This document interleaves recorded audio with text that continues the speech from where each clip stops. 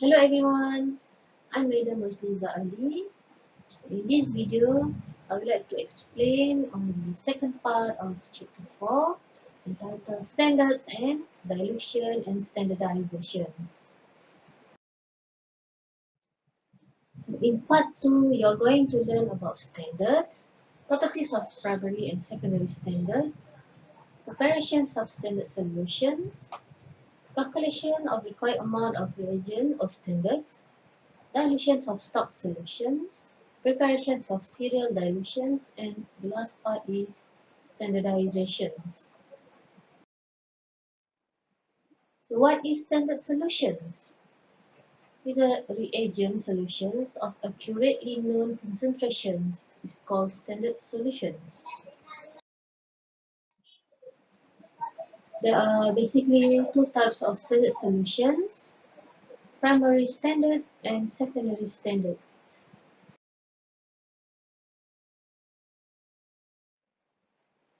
So standard solution can be prepared in either two ways. For the primary standard, usually is prepared by carefully weighed, dissolved, and diluted accurately to a known volume. Its concentration can be calculated from this data. While for secondary standard, the solution is made to an approximate concentrations and then standardized by titrating against an accurately weighed quantity of primary standards. So what is stock solutions? Stock solution is a concentrated solution that will be diluted to some lower concentrated for actual use. Stock solutions are used to save preparation time, conserve material, reduce storage space, and improve the accuracy with which working solutions are prepared. So what is working solutions? Working solution is a name given to a chemical solution made for actual use in the lab, usually made from diluting the stock solutions. Now we move to primary standard. So what is primary standard solutions? Primary standard reagent is a highly purified compound that serves as a reference material in all volumetrics or titrimetrics method. Primary standard solution can be prepared by dissolving an accurately weighed amount of the solid reagent in a solvent and diluted to an accurately known volume of solutions using volumetric flask. This is the properties of primary standard reagents. Number 1, primary standard must exhibit high purity. Number 2, primary standard must exhibit high stability. Number 3, the primary standard is preferably non-hygroscopic. Number 4, primary standard should have high equivalent weight. Number 5, primary standard must not be costly. Number 6, primary standard should be easily available. And number 7, primary standard must be readily soluble.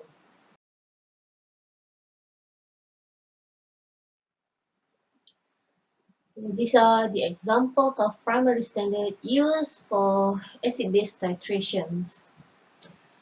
For the standardization of base, the primary standard used is KHP, potassium hydrogen thalate, or potassium hydrogen iodate, or benzoic acid. And for the standardizations of acids, we use sodium carbonate, sodium tetraborate dehydrate, and trace hydroxymethyl aminomethane, also known as TRIS or TAM.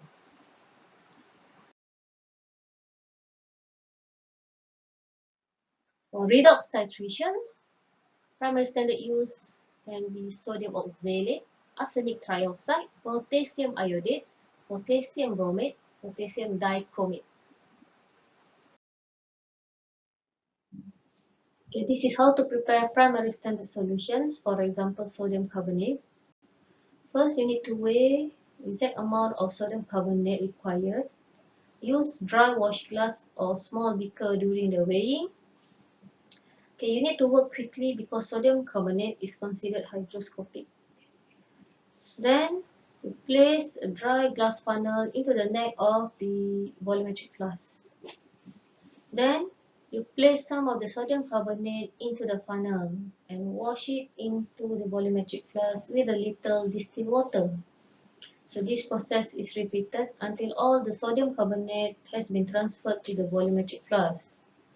Finally, position the washed glass or beaker over the funnel and run a little distilled water over it to transfer any microscopic amount of sodium carbonate that still adhere to the washed glass or beaker.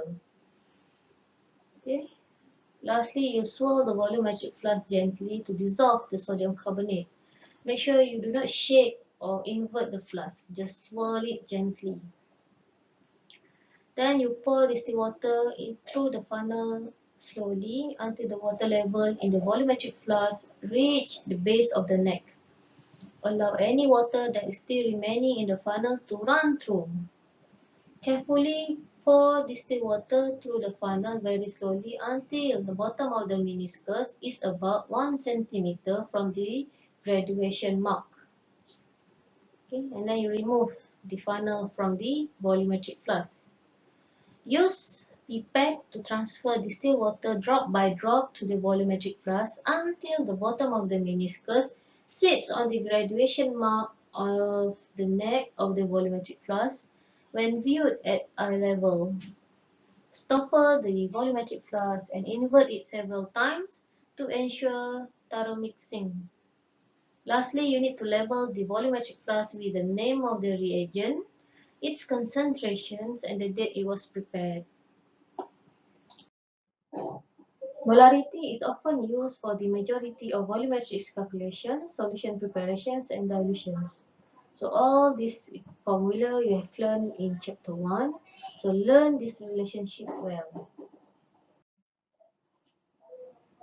The equation triangle are very useful for remembering how to convert between the mass, mole, and molar mass, and the other one between molarity, moles, and volume of solutions.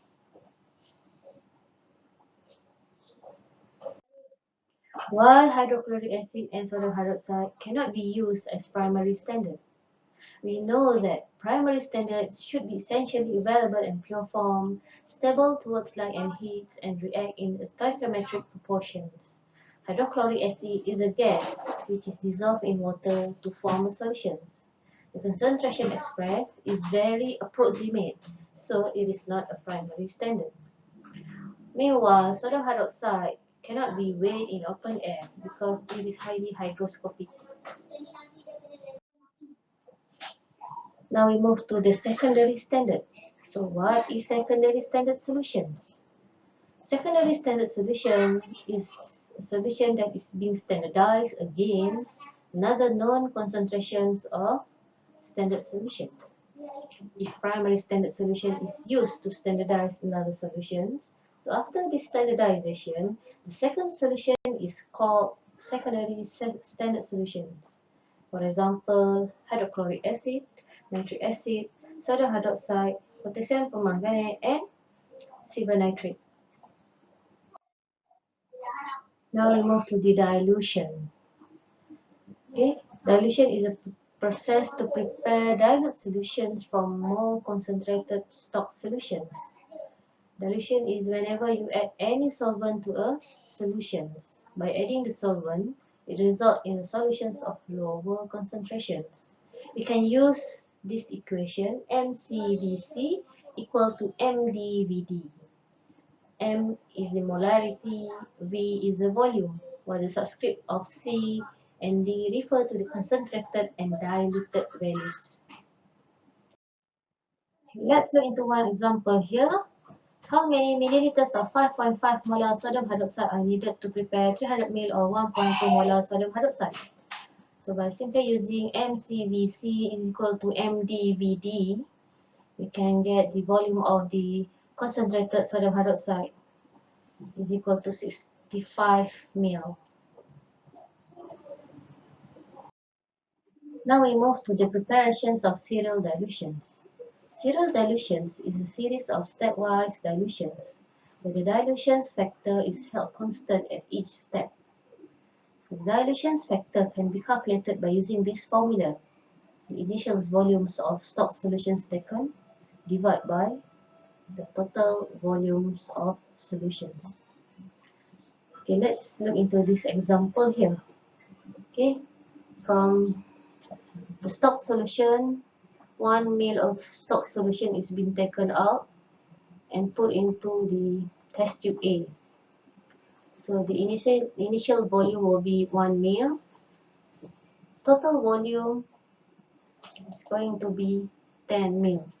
1 plus 9. Okay, so the dilution factor here will be 1 ml of stock solution taken divided by total volume is 10. Okay, this one can be said as 10-fold dilutions for test tube A. For test tube B, the dilution factor is, you need to multiply by the previous dilution factor. So for B, the dilution factor will be 1 over 10 multiplied by 1 over 10, which is 1 over 100. Same goes to the test tube C. This is 1 over 10 multiplied by 1 over 10 multiplied by another 1 over 10. Okay, that is what we call serial dilutions. Now the last part will be standardization. Standardization is a process to determine the concentrations of a solution by titrating against a primary standard or the solutions of known concentrations. By doing standardization, we can determine the concentrations of impure titrants. Can be achieved by titrates against a primary standard dissolved in distilled water. The easiest way to calculate the molarity of the titrant is, first, we write down the chemical equation, balanced chemical equations, and then we compare the number of mole between the reactant, and then you can calculate the molarity. As simple as that. Okay, let's go into one example here. An approximate solution of 0.1 molar hydrochloric acid was prepared by diluting the hydrochloric acid stock solution. It was then standardized by titrating with 0.1905 gram primary standard sodium carbonate. And the titration reaction as follows. As you can see here, 1 mole of carbonate react with 2 mole of acid. And the titration requires 36.1 ml of hydrochloric acid. Calculate the molar concentrations of hydrochloric acid. Okay, given the molar mass for the sodium carbonate is 105.99 gram per mole. Okay, we know standardization is by titrations.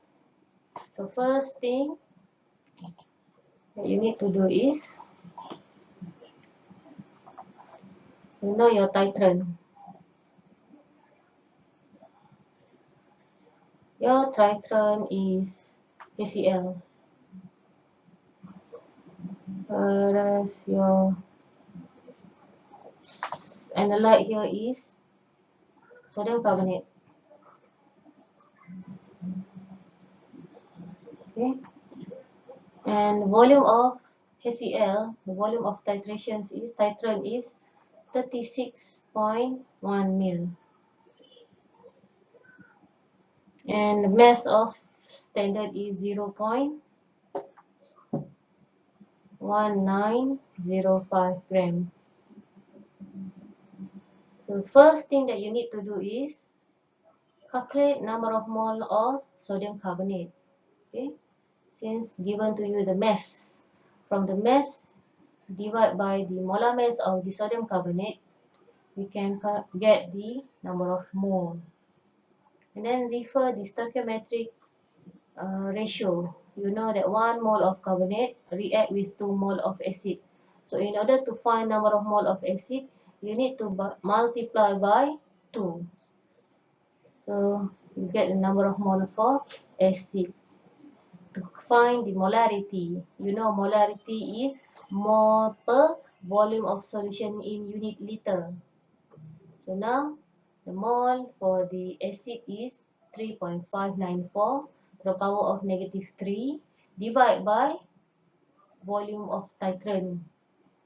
You need to convert this volume of titrant into liter. Then you get the molarity for the acid. Okay, there are two questions in the last two slides here. Try to do it on your own. The answer is given on the left side.